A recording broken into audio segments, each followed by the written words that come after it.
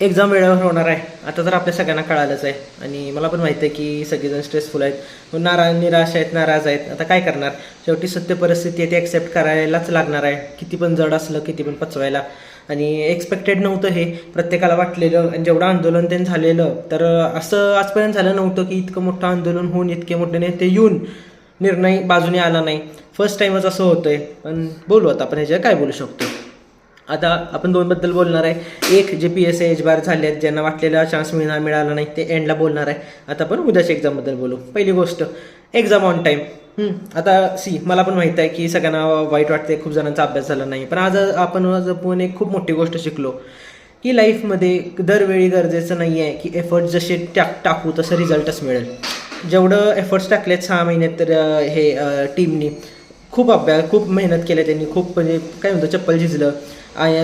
काल परवा तेरवा आंदोलन केलं, सगळं केलं, पण आता नाही झाल्या गोष्टी. ह्याच्यावरून आपण काय शिकलो, लाईफमध्ये अशा काय गोष्टी येणार आहेत की आपण आपलं जीव त्यात देणार, आपण एफर्ट्स खूप टाकणार, सगळ्या गोष्टी नीट असणार, एंडपर्यंत वाटणार की आपल्या तऱ्हेने गोष्टी घडायला लागल्यात, पण एंडला घडणार नाहीत. आणि हे लाईफचा पार्ट आहे. समटाईम्स काय म्हणतो की असं म्हण आहे की काय वेळी दरवेळी त्यातनं काही लेसन नसतो. Sometimes you just loose. आणि मी म्हणेन आजचा तो दिवस आहे.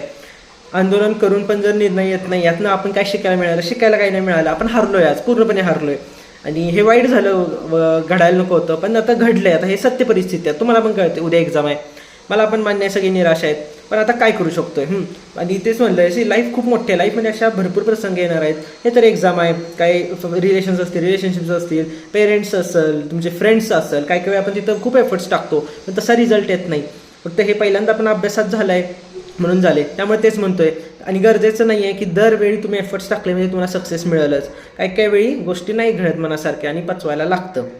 हे पहिली गोष्ट. दुसरं, start of the year with आंदोलन. तुम्ही विचार करा, 2026ला आपण सगळी रस्त्यावर होतो. याच्यापेक्षा भारी गोष्ट काय आहे. मला तर इतकं भारी वाटत होतं की 2026 वर्षाची सुरुवात आंदोलनाला केली आहे, म्हणजे काय वर्ष चालणार आहे. आणि आज तर 3 तारीख, आज वर्षाचा 3रा दिवस आणि सगळे निराशून बसले आहेत. अरे ठीक आहे, उद्याची एक्झाम आहे, काय होणार आहे जास्तीत जास्त, होणार काय आहे. तुम्ही जेवढा अभ्यास केलाय तेवढे नीट तुम्हाला मार्क्स पडणार आहेत, थोडेसे वरखाली होतील. आणि तसं पण म्हणतो, आता मागच्या वेळी ज्याला 58 पडलेले ना 60 पडलेले, तो 4-5 प्रश्नाकडे बघत होता की अरे मला आले असते तर मी पास झालो असतो. तसंच असतंय. त्यामुळे एवढा काही असं फरक नाही पडणार. ठीक आहे, रिव्हिजन नाही झाली, थोडं हे टेन्शन आहे, पण स्वतःला सांभाळणं गरजेचं आहे. शेवटी तो 1 तास तुम्ही कसा घालवतोय त्याच्यावर आहे. प्रेशर घेऊ नका, टेन्शन घेऊ नका. एक लक्षात ठेवा, जेवढं तुम्ही केले तेवढंच येणार आहे. त्या पलीकडे आलं तर ते कोणालाच येणार नाही. सगळेजण डिस्टर्ब होते. ऑलमोस्ट सगळ्यांची परिस्थिती सेम आहे. 100% कट ऑफवर काही ना काही तर परिणाम पडेल. आणि ज्यांनी एकदम अभ्यास त्यांनी खूप चांगला केला आहे त्यांना तर कॉंग्रॅच्युलेशन्स, पण त्यांनी कट ऑफ ठरवतच नाही, त्यांनी कट ऑफच्या पुढंच असतात. त्यामुळे इट्स ओके. आणि म्हणलं इट्स युअर इयर म्हणलं 2026. आता वर्ष सुरुवात आणि लगेच निराश होण्याचा अर्थ नाही. आणि आयुष्यात एक लक्षात ठेवा की लगेच काय ना काय तर पुढचं मांडायचं, पुढचं बघायचं, कारण life is about moving forward.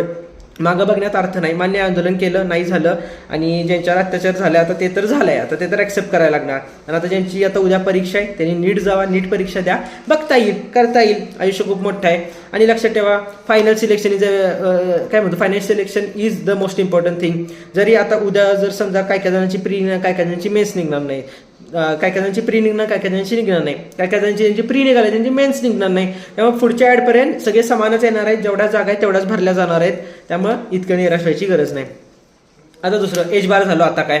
आता हा खूप मोठा प्रश्न आहे. मला मान्य आहे की तुमच्यातले असे खूप जणांनी विचार केलेला की माझं आयुष्य वेगळं असणार, एक लास्ट अटेम्प्ट देऊन बघतो, खूप चांगला अभ्यास केला आहे. आणि मला पण मान्य आहे, तुम्हाला पण मान्य आहे की सरकारच्या चुकीमुळे हे झालंय, की म्हणजे आपलं सरकार की MPSC वॉटेवर जे असेल ते, की आपली परीक्षा लेट झाली. पण आता हे सत्य परिस्थिती आहे. जी एज बार झाले, ज्यांना वाटलेलं आपल्याला लिंक ओपन होणार, त्यांना आज कळतं की त्यांनी उद्याचा पेपर देऊ शकणार नाहीत. उद्या जेव्हा पेपर बघणार त्यांनी म्हणणार की पेपर सोपा होता, माझी निघाली असती. पण काय आहे म्हणतो मी, ह्या गोष्टी झाल्या, आता ह्या चेंज होऊ शकतात का? नाही. सरकार एज रिलॅक्सेशन देणार आहे? नाही. एवढं आपल्याला कळते. जर तुमचं खरंच काय म्हणतो की ड्रीम PSI जर स्वप्न आहे, तुम्हाला पोलीसच्या वरतीशिवाय राहू शकत नाही, तर मी तुम्हाला स्पष्टपणे म्हणेन पोलीस भरतीची तयारी करा. कुठली गोष्ट मोठी आणि छोटीची नसती. शेवटी लाईफमध्ये सॅटिस्फॅक्शन गरजेचं आहे. आयुष्यभर तुम्ही कोसणार असाल की मला वर्दी नाही मिळाली, त्याच्यापेक्षा जरी तुम्ही लोअर ग्रेडला जॉईन केलं नंतर डिपार्टमेंटल PSI देऊ शकते 5 वर्षांनी. आत्ता वय 31 आहे, 36 वर्षी डिपार्टमेंटल PSI द्या, PSI होत आहे. आणि पोलीस जर झाला तर तुमची सॅलरी सुरू होतील, लग्न बिग्न होईल, सगळं सुरू होईल. ठीक आहे, थोडंसं 10 ते तोंड बोलणार, पोलीसच व्हायचं होतं तर MPSC का करत होता, पण लय लक्ष द्यायचं नाही. पहिली गोष्ट. दुसरी गोष्ट, आता मी तुम्हाला एक फक्त सांगतो की आता ना मी एकाला म्हणलं अरे आमच्या इथं ते डॉक्टर आहेत, त्यांनी ना सगळे आजार बरं करतात. तर म्हणणार अरे काय काय होय, अरे लय हुशार. मी अरे लय हुशार आहे. आणि त्यांनी मला विचारलं की अरे त्यांचं वय काय आहे. मी म्हणलं काय नाही 30-31 असेल. तो काय म्हणतो, काय एवढा यंग आहे. मला कळतंय का, सी आता आय एम एन ॲडव्होकेट. आता जर कोर्टामध्ये जर 35 वर्षाचा कुठला लॉयर आहे तर जज साहेब काय म्हणतात, नाही की आता मला चांगलं वाटतं की यंग जनरेशनकडं गेले. मी तुम्हाला म्हणतोय फक्त MPSC असं एकच क्षेत्र आहे जिथं 30 वर्षाचं म्हणलं की त्याला वयस्कर म्हणलं जातं, ज्याला बुढाऊ म्हणलं जातं. बाकी कुठल्याही याला 30 हे नॉर्मल आहे. का नॉर्मल आहे, कारण सी लाईफचा ग्राफ असा असतो. आता इथं मला ते नाही आहे, ठीक आहे. बघा लाईफचा ग्राफ कसा असतो, स्लो असतो. कसं असतं, जर काय म्हणतो की जर ते एका माणसाने 28 वर्षी दवाखाना केला त्याला खूप कमी पैसे मिळतात. आणि जेव्हा इथं हळूहळू जेव्हा तो 54 वर्षाचा होतो तेव्हा तो भरपूर जास्त कमवतो. का, कारण पैसे हळूहळू मिळतात. MPSC आपलं आपलं एकच असं क्षेत्र आहे की जिथं तुम्हाला एकदम फास्टमध्ये तुम्ही वरती जातात. त्यामुळे इथं 30 एजला खूप मानलं जाते. त्यामुळे तुम्हाला म्हणतोय जर तुम्ही तुमचं एज बार झालं, तुम्ही हे झालं, जास्त निराश व्हायची गरज नाही आहे. It's okay. प्रत्येकजण एज बार होतंय आणि तुम्ही फ्रेश स्टार्ट करू शकता. तुम्हाला जे काही तुमची डिग्री आहे त्यामध्ये पुढे जावा. जर त्यामध्ये नसेल बिझनेस सुरू करा, काही पण करा, पण उगाचच काय वर खाली तसं काही प्रकार करू नका. Life doesn't stop for anyone. आणि उलट मी म्हणेन की तुमच्याकडे एक स्टोरी राहील की तुम्ही MPSC सोडलं, पण सोडताना काय एंड विथ अ बँग आंदोलन करून सगळं करून इतकं सगळं गोष्टी करून तुम्ही सोडले. त्यामुळे निराश व्हायची काही गरज नाही आहे. आणि म्हणलं की प्लॅन B भरपूर आहेत, प्लॅन C भरपूर आहेत, अरे झेडपर्यंत लेटर्स आहेत, भरपूर गोष्टी आहेत. ट्राय करत राहायचं. डेफिनेटली ताणेबिणे पडणार, पण तेवढं हे करायचं नाही. आणि म्हणलं see start friend sometime you just lose, याबद्दल बोललो. तर तेच होतं, म्हणलं एक व्हिडिओ बनवून टाकू. ठीक आहे, एवढं आहे तर जास्त नका घेऊ टेन्शन. आणि बोलू उद्या पेपर झाल्यावर.